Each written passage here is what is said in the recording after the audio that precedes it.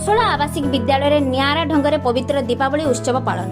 सोनपुर जिलार अग्रणी शिक्षानुष्ठान कोसला आवासिक विद्यालय प्रधान आचार्य श्रीजुक्त परमा नायकों सभापतित्व में पवित्र दीपावली उत्सवटी को समस्त गुरुजी गुरुमा और शिशु भाई भौणी मिलित एक सुंदर नियारा ढंग पालन कर बाण फटाइबा द्वारा वायु प्रदूषण होते तेणु यह प्रदूषण को रोकवा उद्देश्य एवं समस्त को सुरक्षित तथा सचेतनतार वार्ता प्रदान करने विद्यालय विभिन्न प्रकार प्रतियोगितार आयोजन होता।